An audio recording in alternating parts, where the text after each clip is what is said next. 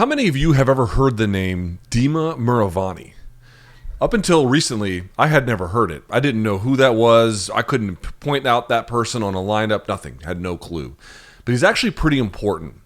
It turns out he is something of a coach for the B team, but has been for specific camps. In particular, this ADCC 2024 and then CJI 1 camps. He was brought in through another process, which we'll talk about, to guide B Team, to give them some structure, to get them ready for these two very, very important tournaments here that just took place last weekend. And look at the results that B Team had. Did everything go great? No.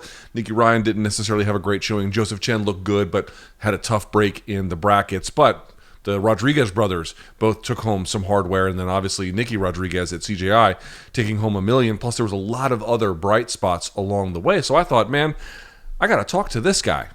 So that's what we're going to do today. This is my conversation with Dima, and this is such a fun one. I am so excited for you guys to hear this, so I'm going to get right to it.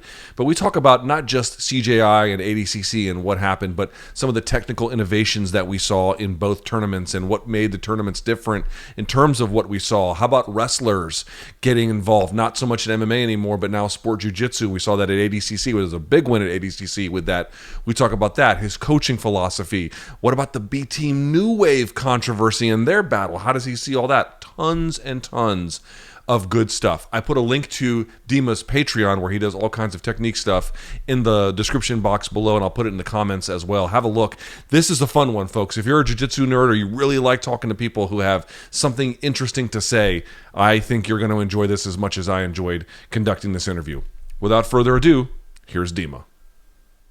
Dima Murovanni, thank you so much for joining me. I appreciate it. Thank you that I can join you, Luke.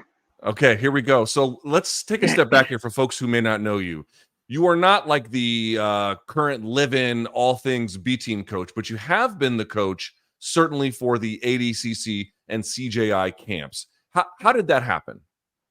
Yeah, so I'm pretty much only started professionally coaching 10, 11 months ago. So everything went pretty fast. And it started with my body just giving up on me multiple times since I started jiu-jitsu. So I tried to compete, but because of injuries, I just couldn't. And a good friend of mine, Jozef Chen, was competing at the European trials. And he saw what I was doing with my student Linus, and he liked it. And we also understand each other in terms of jiu-jitsu understanding, because we watch so much tape. We enjoy just the art of jiu-jitsu, so we are nerds, I would say, in it. And then he asked me if I could help him for his ADCC trials preparation. So I did. He won it. He credited me with this. Lucky for me, but he's just an amazing athlete, and I believe he always was capable of doing things like that. So after that, a bunch of ADCC competitors, not ADCC, but trials competitors, asked me if I could help them. And I decided to help Margot, for example. And then she came to Berlin, where I'm based, trained with her. And then she also won trials the first time she won it. And yeah, after that, it started to blow up a little bit. The message got spread that I can help athletes in their performance and also in their skill. So yeah, and that's pretty much how I got into B Team, because Seth, the owner of B Team, obviously knows Jozef. He also knew me because I trained there before. And then he asked me if I want to run the camp, and obviously I had to say yes. What is Seth's last? I mean, we're talking to a primarily MMA based audience here. What is Seth's last name? Yeah, I don't want to fuck this up. Seth Bestley. Let me see. You just know him as Seth? No. Seth. The thing is, his second name is Belsey, something like this. But I'm very bad with names. I'm actually so bad with names that it's ridiculous. Yeah, Belisle. Seth Belisle. Okay, and he was the one that essentially made the connection to give you the fuller invite for the broader camps. Exactly. So he asked me if I want to work with B Team. Like in the beginning, he didn't say specifically camp. He just asked if I want to work with them together. So we decided to do again camp first, see how it goes, and then go on from there. Would you work with them again? Like now that the events are over, what is your future with them? Yeah. So I wouldn't say all people, but I didn't hear anything else. Like most people enjoyed the camp a lot, and they like the structure, they like the training.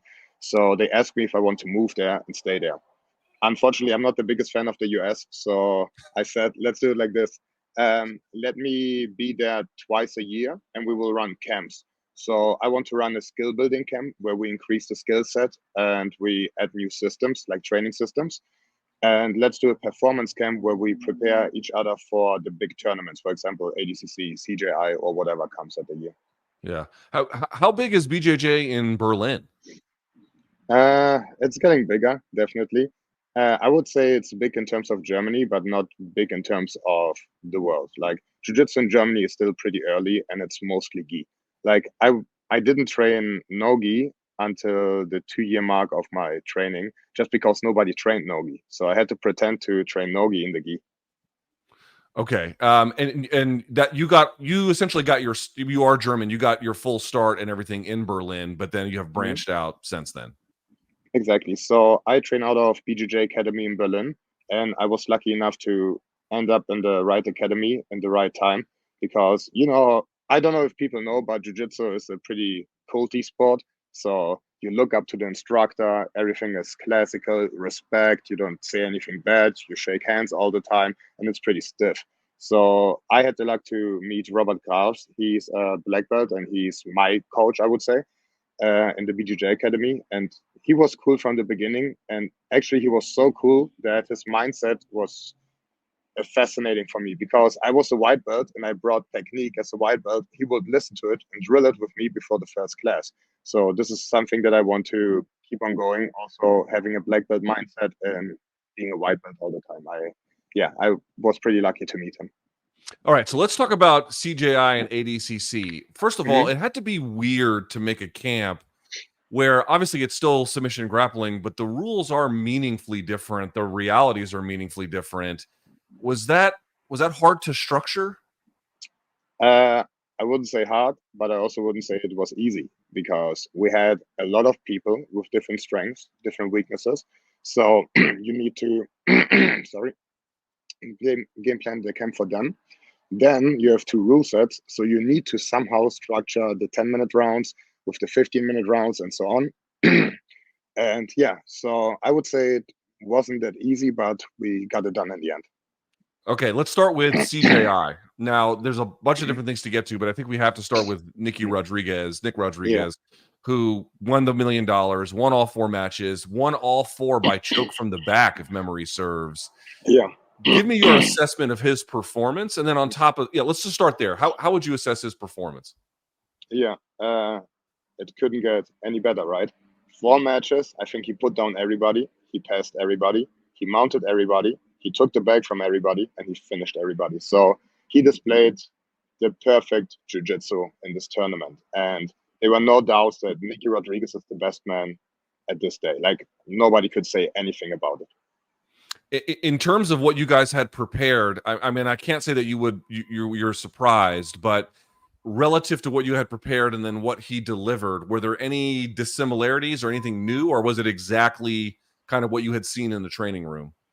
It was exactly what I seen in the training room. Even let's put it like this: this is probably 90% Nicky Rod that you saw. He can even turn it up 10% more. He just needed a bit of time. Like the first match, I think he woke up and we made a strategy, tactical error in the beginning, but then we um, didn't repeat it, and then we saw the full blown Nicky Rod. So in the training camp, you have to understand sometimes I had to bring 4 people at once against Nicky Rod. Not all 4 are grappling them, but they take each other in. So if he subs someone, the next comes in. If he subs someone, the next comes in. And you would think that it gets worse for Nicky Rod. But actually, in fact, it got worse for the 4 people that were training with him. So he got better and better and better. It's ridiculous. Well, what's interesting about Nicky Rodriguez, and again, I'm not there in the training room, nor do I have the technical eye for with the expertise that you do. But like when he first made a big splash in the grappling world, he did it with some technique, good athleticism, but he had a very particular kind of game where I think he was like a blue or a purple belt, and he was beating all these black belts. But you knew he had a narrowed game. It looks to me like the game has really filled in all of the details. Is that, in your mind, a fair assessment of his growth? Yes, completely. In the beginning, he was an athlete. So you have to look at it like this. I think there are 3 types of competitors: athletes, innovators, and technicians. So if you have one of them and you're good at this, you can go pretty far. Okay. And Nicky Rod had athleticism, no doubt. He had wrestling technique and it was helping him in the beginning a lot, but jiu-jitsu technique wasn't there in the beginning. But Nicky Rod is one of the hardest workers in the room. And if you would see how he trains, he asked so many people after the training so many questions. So I think out of 7 days, I talked probably 4 to 5 days with him about split squat passing, whatever, after the training, after a hard 2 hour session. And he just stood there and we kept drilling for, I would say, 10, 20, 30 minutes. And yeah, he did it pretty much every day. We have a lot of great technicians in the room. So it's not that hard to find the right solution. But still, you need to be there. You need to ask the questions, and he did it almost every day. So I'm not surprised by it at all. Now he has beautiful jiu-jitsu, like actual beautiful jiu-jitsu plus athleticism. So now he has 2 out of 3, technician and athlete. And if you have 2 out of 3, you can definitely be one of the greatest of all time. In terms of what is a, how do I ask this? How much further can he go in terms of technical progression? Quite a lot. Like, sorry, my voice were gone for the 3 days, so I will do this a bunch of times. Excuse me. In terms of his A game, it's not maxed out, but he can go a little further.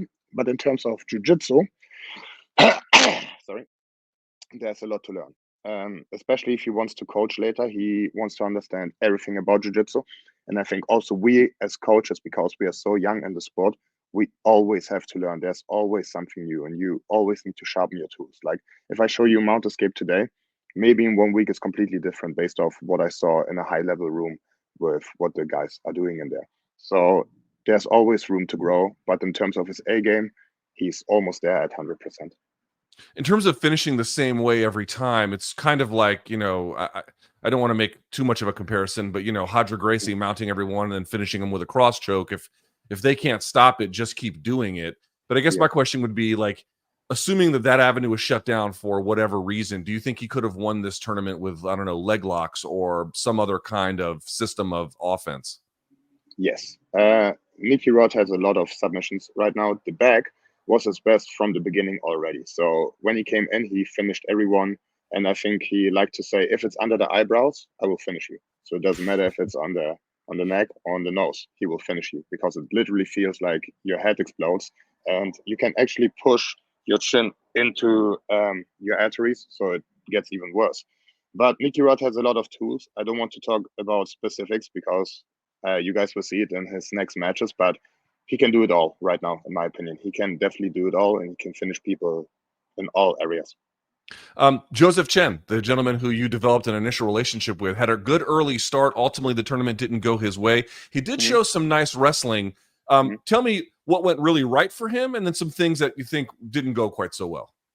Yeah, so I would say it's the best performance from Jozef so far. He looked the best ever. He is the best ever. Like, I don't think another version of Jozef could beat the Jozef right now. And you saw it especially in his wrestling. Like, this is what we worked on the most in this camp, because obviously a lot of people are doing ADCC, and for ADCC you need to have a solid wrestling base. And I think there are things missing still in the sport, so we try to add this. And yeah, he took down one of the greatest of all time, Hulk. I believe he did it 2 or 3 times. So I'm proud of him. He did an amazing job, and he got caught by a veteran. So Hulk put out one of the craziest submissions that I ever saw. 1 minute left, he was losing on the scorecards, and then he jumps from top into a calf slicer. And actually, I had to analyze this, and he finished some people in the beginning of his black belt career with it. So I'm like, good to know. Maybe I can do it on Jozef one day also in the training room, but probably not.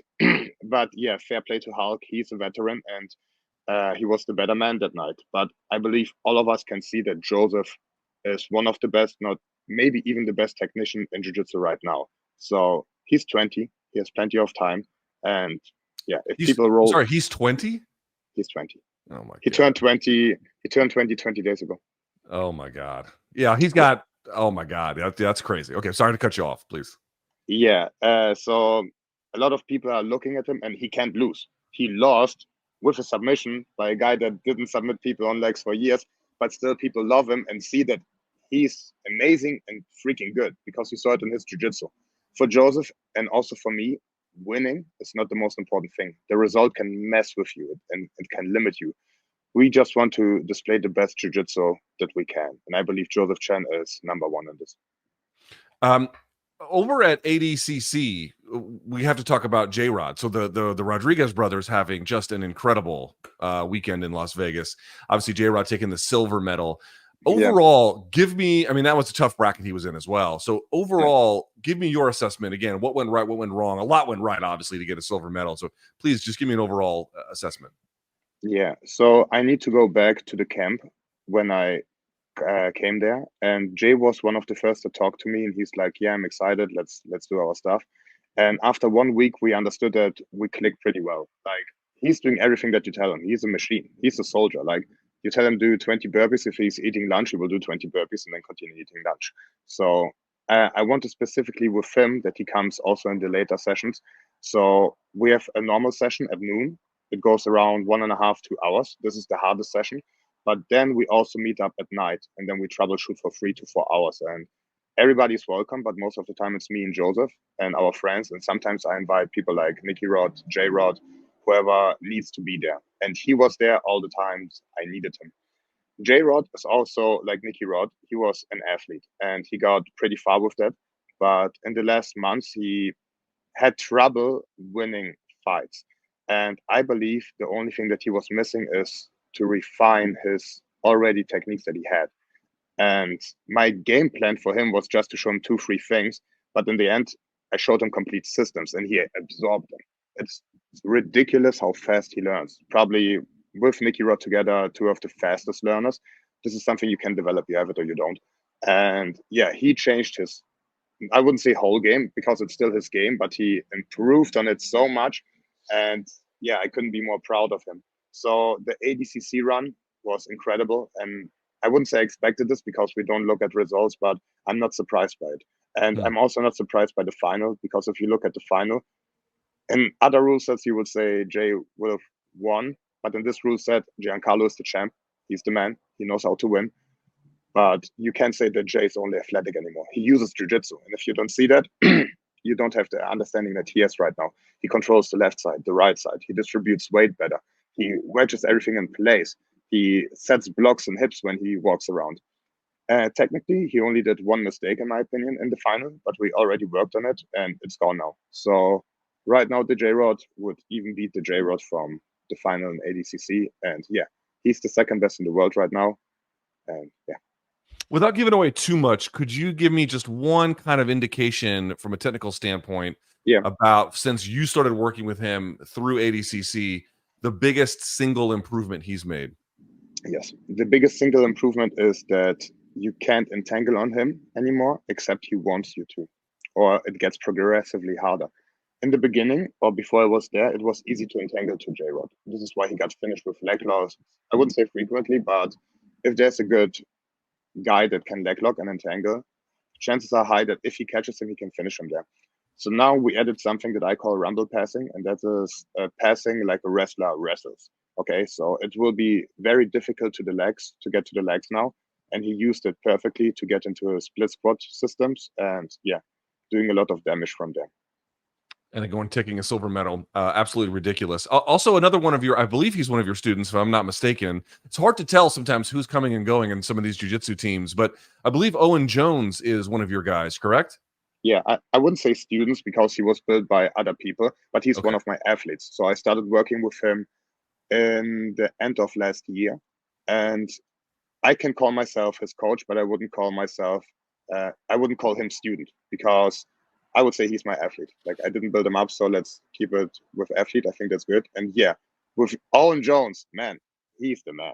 His energy, I never felt something like this. You can see me scream there. He's the reason I lost the voice. So fuck you, Owen Jones. Oh, can I say that? Sorry. Yes, it's okay. Okay. Yeah. At day one, when I saw him warming up, it's like he releases energy. And I just absorbed the energy. And then I started screaming with him, dancing with him. And he tenfolded his ability in this tournament. But yeah, Owen Jones is someone that I would call an innovator. And if you remember, I said there are 3 types of grapplers. and he's an innovator, and there are only few innovators. It's very rare to be one. It's also something that you can't learn. Eddie Cummings was an innovator, the guy that trained with John Yep. Danaher, The leg and locker. exactly the leg locker. And I believe John took a lot of inspiration from him. And I do the same with Owen Jones. Like if you put me and Owen Jones in one room and he shows me what he comes up with, or I see how he grapples, and then we troubleshoot and I can make a system out of it. Like we come up with ridiculous stuff. And this guy, yeah, I think he's the future, not only as an innovator, but he's also a great competitor. Probably one of the best I ever saw. And you saw it in his performance. Yeah, well, the submission over, was it Gabriel Souza? I mean, was ridiculous, right? Yes, But yes, more to the yeah, point, like you make this point about Jozef Chen being 20, and it's like, wow, really. I mean, you just know his future is so bright, right? It's crazy. But if anybody who I feel like has this like fire burning in their belly, maybe it's again, you know them. I'm just watching from afar, but Owen Jones has a certain kind of competitive fire that is yes. impossible to not see. I don't know if that makes any sense, but that's how I see him. I agree. And fun fact, he's also 20. those two better get their shelves ready, man, because they're gonna have a lot of trophies. I feel like in the next 5 to 10 years, right? I agree. And Owen Jones, you can't mess with his head. So we are going into the semifinals against one of the most dangerous leg lockers. And you know what we tried to do? To leg lock him. So I would say I made a mistake in this part. We had two strategies, and I switched up the strategy in the end. And I think actually Owen Jones had a leg lock on him that was pretty tight, but Diego Pato, the man that he is, he got out of it and then he recountered. So I take the blame for the performance of Owen Jones. I think if we did another strategy, he would probably do better. But after that, immediately he's like, I'm like, how you feel? And he's like, good, let's go to a party. This man, you can break him. And this is the type that I want to develop of an athlete. Like, I don't care if you're a student of mine, an athlete of mine. My biggest goal is not for you to win medals. My biggest goal for you is if you win, you're cool about it. If you win 1 million, you can go crazy like Nicky Rod, nothing about that. But if you lose, you're also not going crazy. So in win and defeat, you should be indifferent as much as you can. Can we talk about the events themselves? And then after every one of these events, especially someone who is watching from afar is like trying to see what the very best are coming up with, there's always new wrinkles that you begin to see a lot of the high level guys or ladies try. I'm wondering, was there a big takeaway? Two different tournaments, two different rule sets, but was there any kind of big takeaway on overall event technical development that you observed among all of the athletes together? Yeah. So you mean in terms of technique, right? Yes. Okay. So I predicted two things, and both of the things came true. I predicted that I think the footlocks will come back. Like previously, a lot of people were using the heelocks. This is where you can apply pressure to the knee and tear a lot of stuff. And the outside heelock came back in the past months. But I was thinking that people will also try to defend the outside heelock, so it will give more opportunities for footlocks. And it's people think there's only one type of footlock, so where you break this part of your foot, but you can actually break it in a lot of different ways with a lot of different leg configurations, so lower body, upper body. It's like a completely new world, and yeah, it's pretty much we're going back to the basics again. But the footlocks came back, and you saw some crazy finishes on really good people, and the overhook. I'm really happy about the overhook because we also have an overhook system that we play in the B team now. A lot of jiu-jitsu people try to mimic the underhook system and the collar tie system from wrestling, but they're not using the physicality. And if you don't use physicality with underhooks, especially because it's an athletic position, in my opinion, you can get thrown with an overhook pretty easy. And one of the biggest upsets was Pixley against Marigali. I was going to And ask you, yeah. this was from an overhook. Two times he put him down from an overhook. And New Wave is obviously also working on the overhook, I'm pretty sure. It's just the pace in which you go with the over or underhook. Because in jiu-jitsu, like they are one of the best jiu-jitsu gyms in the world, and they have the best jiu-jitsu athletes also. So like one of the best. So they are playing it in a jiu-jitsu pace where you have an underhook and you walk into people, but you're not really running into them. So I want to make sure in V team, if you have an underhook, you really run into it and you commit to it. And this is where you get the pressure back that wrestlers use. And I think Pixley was a wrestler, if I'm not mistaken. Yes, So he if you was. so if you play an underhook like this on him, he will immediately put his whole weight into the overhook. This is the benefit of the overhook. You have to carry my weight. I can put my weight on you. And yeah, unfortunately, Marigali landed pretty bad, and I think he injured himself. So this is unfortunate, but it's because of good technique of Pixley. It was a pretty strong overhook throw with upper body domination.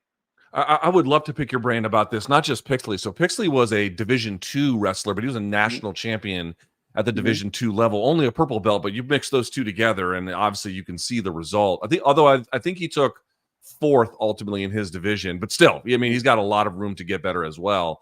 My Yeah. question is this. I did a video on my YouTube channel previously looking at the UFC's light heavyweight division 10 years ago. And if you looked at it, it had Phil Davis, Division I national champion. It had, Division I Rashad Evans. And obviously Dan Henderson was on it. He was older, but there, John Jones, who wrestled in college as well. It had a bunch of collegiate wrestlers. And you look now and you just don't see that kind of athlete profile in the UFC anymore, really at light heavyweight almost at all. And then you start looking over in submission grappling, and you're starting to see actually a fair number of these guys, Pixley perhaps being the most celebrated of the weekend. So two-part question. One, do you seem to notice that there are more American folk-style collegiate wrestlers getting into submission grappling? And two, if that is the case, what are the long-term implications of that? Yeah. So I definitely see a trend. And if you look at it, where UFC was 10 years ago, so people thought you can finally start to make some real money, right? Because in American wrestling, especially, I don't think they get rich out of it, most people. So they try to make some money, right? So they went to MMA. But now you can actually make some money with jiu-jitsu. Thank you, Craig Jones. Thank you, Seth. You can win $1 million now. How crazy is this? You can win $1 million with being a jiu-jitsu athlete. So why wouldn't you go to a sport where you will not get punched in the head every day and don't suffer brain damage? I think a lot of wrestlers understood this, and so they are trying their luck at jiu-jitsu, and they should, because wrestlers are amazing for jiu-jitsu, especially for the ADCC rule set. For the CJI rule set, it's a bit more tricky. So I would advise to start using jiu-jitsu techniques immediately in the training room. But yeah, if I would be a wrestler, I would do the same, because there's an opportunity for money and they have a good base. So now to the second part, like what should they do to be successful in jiu-jitsu with their wrestling pedigree, right? Like the technical. Okay. So if you're in folk style, it's a bit different from freestyle. I think folk style is the better fit, because you have to scramble more and you don't want to stay in the turtle position.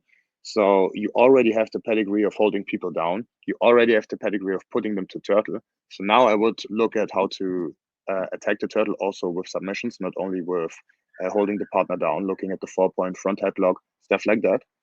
And then you need to work on not getting entangled. So the same thing that I did with J Rod, because he also had a wrestling pedigree, right? If you're a wrestler, use your wrestling stance, your ideas in the passing. If you understand how to do this, people will have a very difficult time to go against you. Okay, a couple more questions here before we, and I really appreciate your time. I want to talk about just a couple of, they may not be B team guys, but I just would love to pick your brain. The Murillo Santana black belt, Levi Jones Leary. I've never, his guard looked absolutely impossible to pass. It was shocking to watch.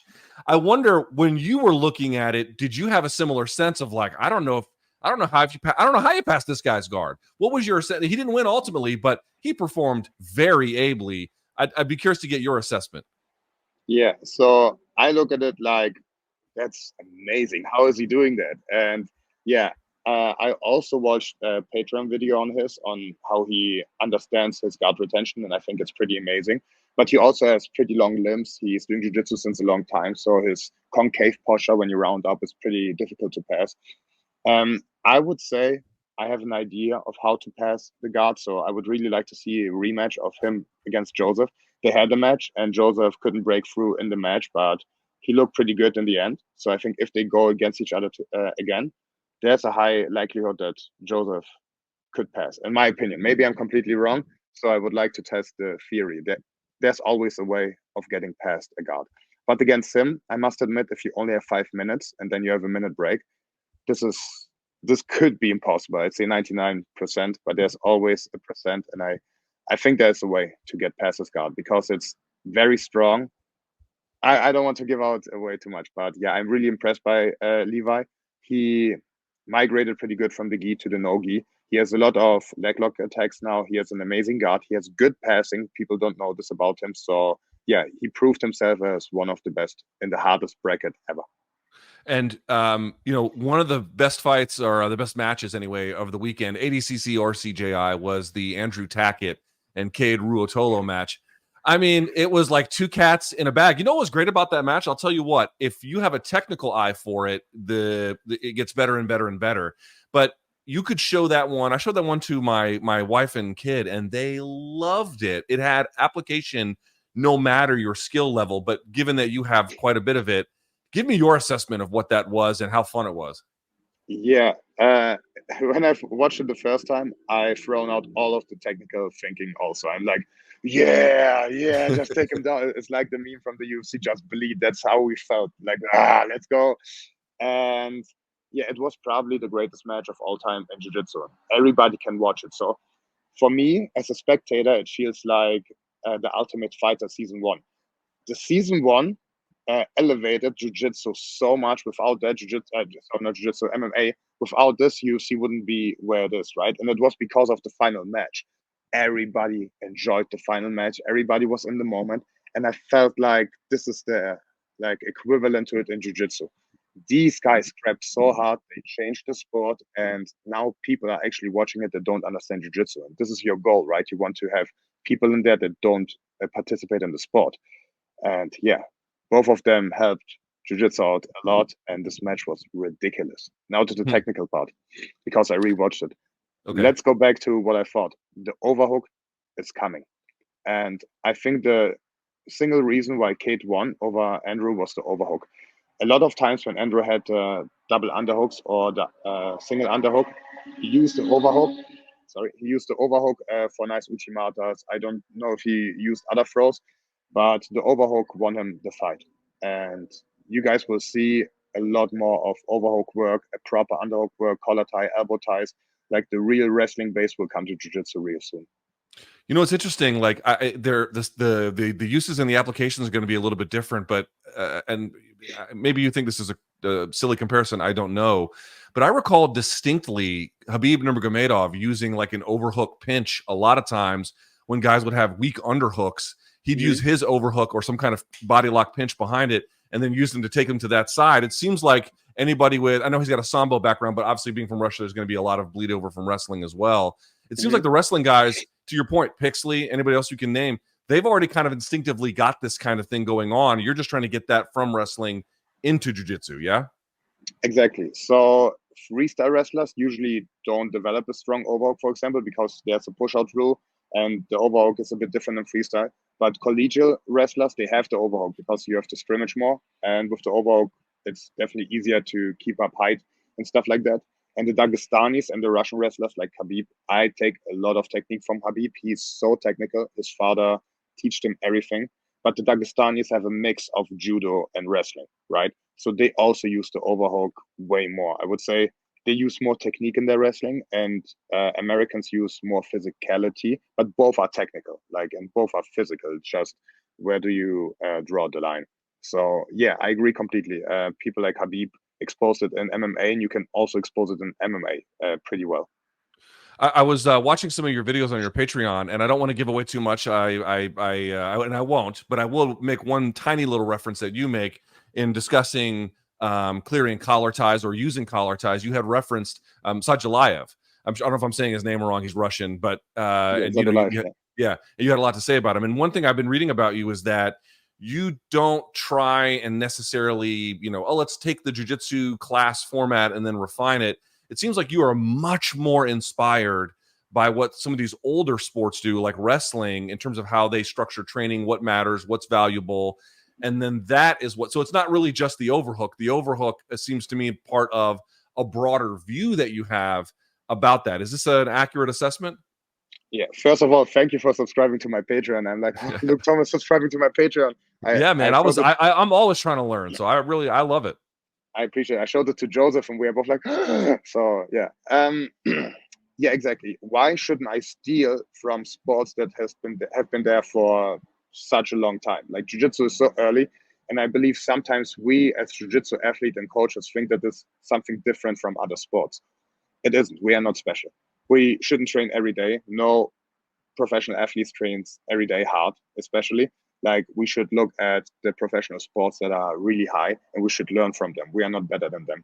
And I believe this is one of the biggest things in my teachings, because I really try to listen to everything. We are not biased about anything, and we take what works. So if something will work, I will try to adapt it. If someone comes up to me and shows me good evidence that something would work that nobody did before, I will try it out, and then I can come to my conclusions. But as of now, the wrestlers know way more about training than we do. The judokas know way more about training than we do. The basketball players know way more about training than we do. So let's just grab from them what they have available. And also, last thing on that is, I think I saw this on YouTube. You guys do heart rate training as well, Yes. right? So I use heart rate training not for like the actual heart rate people think you need to monitor it, you need to be in this section. This is perfect. Like, the professionals have it. Nicky Rod has one. Even Krellinson has one. There I can look at it, but it's more to keep them in check. I want him to develop good technique. And you can develop good technique except you're in a low heart rate. If you learn something new, you can't learn it without thinking. Imagine I'm telling you, learn how to, I don't know, count to 10. You never counted to 10. And at the same time, I punch you in your face. You will not think about counting to 10 because your heart rate goes high. So if you want to develop new skills, you have to be in a low heart rate. If you want to sharpen them, you want to be in a medium heart rate. And if you want to show or test them, you go in a high heart rate. So this does two things. Number one, you will develop a good cardio in all the heart rates, so you can fight in all the heart rates. And you will develop great technique, and you will sharpen it, and you will test if it works or not. So this is my idea behind the heart rate training in jiu-jitsu. I do have to get to one question, and I want to be very clear about this. I'm trying to do my best to ask everything in good faith, and this one will be as well. Okay. Well, I am not interested in any kind of answer here for clicks, but I do have to ask about the performance of Nicky Ryan. Yeah. The online assessment of him is that obviously the kid is enormously talented, but he's had some injuries, which we all know of. And I do think there is some claim to be made that he did not heal them necessarily in the right way. The other one is that he's got some cardiovascular conditioning issues. Skill, not really a problem, but some of the other ones might be. How do you view where he's at and really what is still possible for him? Yeah. And it's perfect that you ask. I will answer this question very precisely, because I really want to talk about Nicky Ryan. I hate people on the outside. Like, the people they don't have information, they just assume. When I entered the camp 10 weeks ago, Nicky Ryan couldn't walk. His ACL buckled, and on the other leg, Craig Jones broke his foot. So he couldn't walk. Guess what Nicky Ryan did? He came in to train every day with basically no legs. He looked like shit in the beginning. He just did it because he wanted to perform, right? And after the 4 weeks mark, or after the 5 weeks, when we had the deload week, this was the last hard week before we chill a little bit to go to the second part. He looked like a world beater. You guys don't understand how good Nicky Ryan can be. And I will not tell with who he rolled and what he did, but he's amazing. If I could bring this Nicky Ryan to CJI, the match will be completely different. I wouldn't say that he wouldn't lose against Andrew, because Andrew is amazing right now. His passing looks ridiculous. He's one of the best. So I can't say that he would have won, but I can say that he would look a lot better. I want to see this Nicky Ryan. But after that, he couldn't walk at all. So we couldn't continue training. He didn't train for 4 weeks. He came in one time a week just to do one round to not lose his cardio. And I don't, sorry, I don't think he has cardio issues, because after the 4 weeks, he didn't have cardio issues. He could go hard for 50 minutes without any break. I think it's just, if he can train, then he has cardio issues, if he is not training properly. And if you can train for 4 weeks, what can you expect? Like, in my opinion, he shouldn't do the match, but he's a warrior. He trained without legs, basically, still once a week. And I told him, Nicky, please listen to me, because I have the same issue. I want to be an athlete, but I couldn't because of some injuries. I was an athlete, I think, until blue belt, and I won all the tournaments in the end. Then I got injured. And then I was like, I need to come back. I need to come back. I think I can do it. And I was only blue belt. Nicky Ryan is one of the best in the world, and people expect him to be a world champion. So think about how much stress he might have that he needs to come back. But I told him, Nicky, don't be stupid. Listen to the universe. Get the fucking ACL surgery. He has no ACL for 2 years now, I think, and get healthy. Like, I will not do a camp with him. I will not train him properly until he's healthy, because it's way more important to be healthy. He can help jiu-jitsu out so much with his knowledge, and he still can be one of the best. I think he's 24, max 24, something like this, maybe even younger. So yeah, don't be so harsh on Nicky Ryan. He came in with basically no legs and he still competed. So yeah, I think he's good. It's just his body is giving up on him, and I think he needs to get healthy first. Well, there's simply no question about it. Given that information, I think I could look at that very, very differently at CJI. Yeah. Before we wrap up here, I really appreciate this conversation. You seem like such a professional. Was it at all hard to not get wrapped up in some of this B team new wave, clashing, which is, partly for promotion, partly real? On the ground in Las Vegas, how was it? How have you managed to make your job strictly about what you're there to do and nothing else? Yeah, I would say I do pretty good in being indifferent and emotionless when it comes to coaching. I wish I would be like this in competing, but I'm only like this in coaching. So I don't have any emotions towards the new wave guys. And if they beef each other, that's their thing. But I'm a fan of new wave. Like, without John Danaher, without Gordon Ryan, I wouldn't be here. Like, I can't deny that I watched almost everything of their stuff. And just because of the previous generation, the new generation can excel. So I hope that the next generation also can do the same and get the techniques and the concepts and everything in a way short amount of time. Like what John Danaher needed for 20, 30 years for, because of him, we only need 5 years or 4 years, and we're still not there. We can go on. So I'm a big fan of their jiu-jitsu. I don't know them as persons, and I personally hope that we can train all together in the future. So I have no hard feelings towards them, and yeah, that's pretty much it. I think I also talked to Gordon, and he shook my hand. He's very nice to me, so how can I be not nice to someone that is nice to me? And again, I understand that because of them, we are all at the place that we are. And now Craig and Seth are taking it to the next level, and also Mo with ADCC. So these are the people that you don't want to piss off. These are the people you don't want to talk bad about. Because of them, we are here. And then last but not least, your Patreon. How can folks get a hold of it? I'll put a link to it below, but tell them what's on there and what's available. Thank you. Yeah, so on my Patreon, I update like about 10 weeks a month, 10 videos a month. I also have mini instructionals on there, and we talk about all the insights of my training, strategies, concepts, systems. I analyze matches in there. So whatever you guys request, I will basically do on my Patreon. And yeah, you can subscribe. If the link is there, just watch the link or go into my Instagram, Dima Murovanni. Shouldn't be hard to find. There are not many Dimas in BJJ. If you type in Dima BJJ, you should find me. And yeah, thank you for the opportunity to be here. Like, I'm a big fan. I'm watching the show since Uriah Hall got second in the Ultimate Fighter. I don't know how long this is ago, but like, this is where I started watching all the podcast videos and everything. So thank you for having me. Well, it's an honor. Congratulations on everything. I can't wait to see, well, first of all, everything you guys did was amazing. And then I can't wait to see what subsequent time with them will produce. I'm sure it'll be great. Jozef Chen, everybody else, Owen Jones, and the whole crew. His name is Dima Murovanni. Dima, thank you so much. Thank you. All right, I'm going to end this. Don't hang up just yet.